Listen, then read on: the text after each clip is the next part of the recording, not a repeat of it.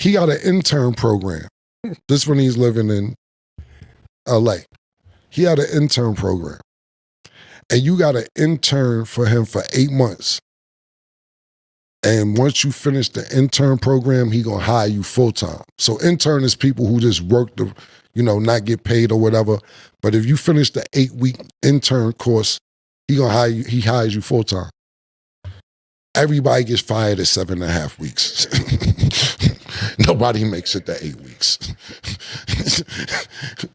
Just the shit he running. I knew we was in trouble one day. We was in my office and my taxes was laid out on the thing. And he came in and said, what, is paying taxes? Cameron just exposed something about Dame Dash that got the whole industry talking. When Cameron starts talking, people listen. And this time, he's not holding back. He's calling out Dame Dash for allegedly ducking millions in taxes and running what he describes as a shady internship scam.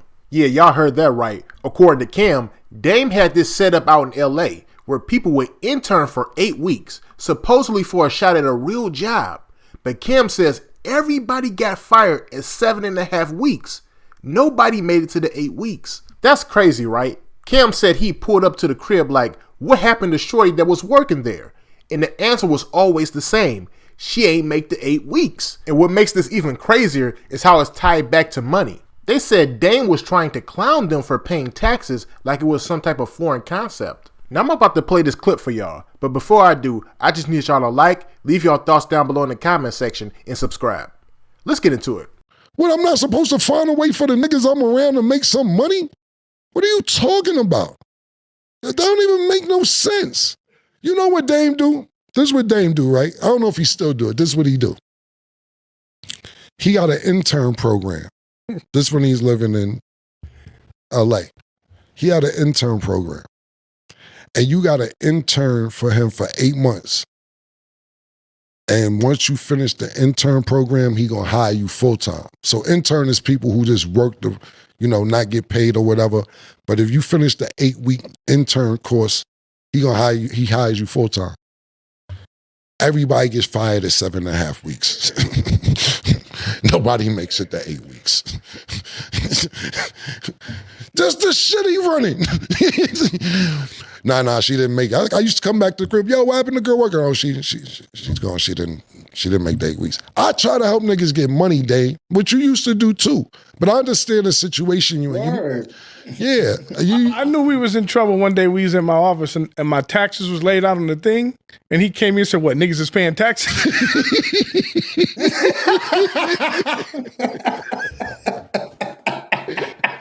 I knew this. My accountant had all my businesses laid out there. And then he came in with you and he was like, what, niggas is paying taxes now? Yeah. And I was like, come on, bro. Yo, fam, oh man, the reason I'm laughing. And that's a God-honest story. No, fam, I remember, look, one time we was at dinner, me, shout out to my man Shot Kim, Shot Kim, Dame, and shout out to Otis too. He's in Nobu in California. And we was talking about taxes. Dame said, y'all niggas paying taxes? You know you ain't got to pay your taxes, right? You know you ain't got to pay taxes. Nigga Shot Kim said, I pay advanced taxes. I pay before the year even start taxes, my nigga. So I know what Larry's talking about, man. Word. But I wish him well and all that.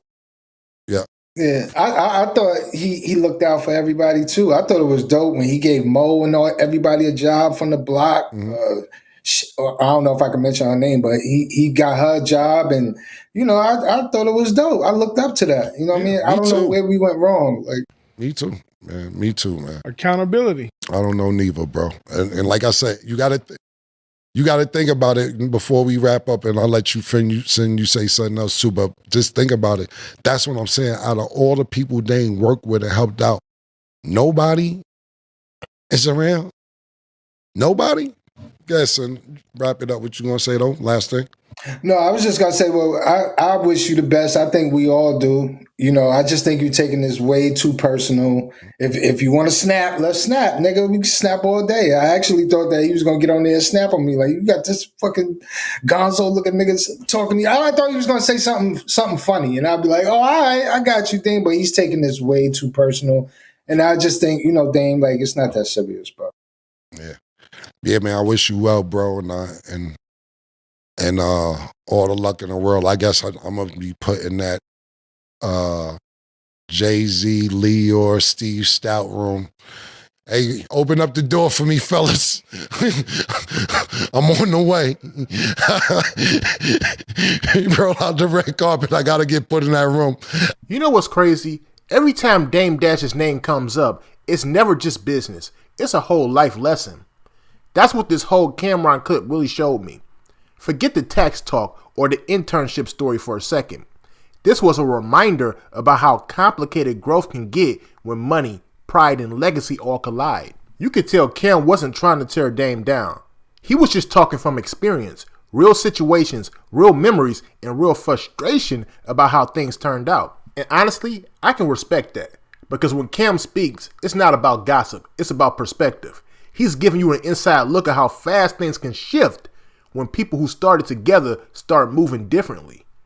It's that money changes people's energy, but not always in a bad way. Sometimes success just separates folks who see the world in two totally different ways. Now let's keep it 100.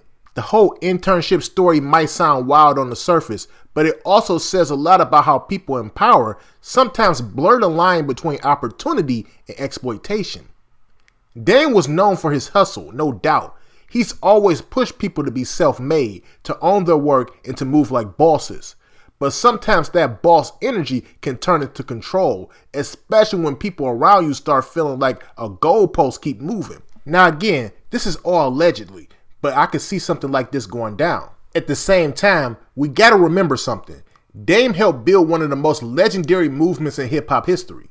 He gave a lot of people game, structure, and the confidence to dream bigger. So even if some of the stories sound crazy, you can't erase his impact. Every major entrepreneur from Silicon Valley to Harlem has made mistakes while chasing greatness. Some people stumble with money. Some stumble with the management part. But that's the cost of trying to build something out of nothing. When Cam said he looked up to Dame, that part hit me because it shows he's not bitter. He's just a little bit disappointed. That's the realest emotion anybody can feel when they see someone they admired start moving different. It's not hate. It's that quiet what happened to us feeling that comes when business and brotherhood stop lining up. And if you notice, Cam never said that Dame was a bad person. He just pointed out the patterns. It's the same conversation a lot of people have in real life about accountability, trust, and how easy it is to lose good people when ego gets louder than the communication. So yeah, you can talk about taxes, money, or internships, but the real story is about how to handle success without losing yourself or your people. Because at the end of the day, that's what lasts longer than any headline. Now I got 2 questions for y'all before I get out of here. Do you think Dame Dash's approach to business was visionary? Or did he cross the line with how he managed people around him? And if you were in Cameron's shoes, would you still speak up publicly or keep it behind closed doors to protect the history? Let me know your thoughts on this down below in the comment section. And make sure you like and subscribe. Peace.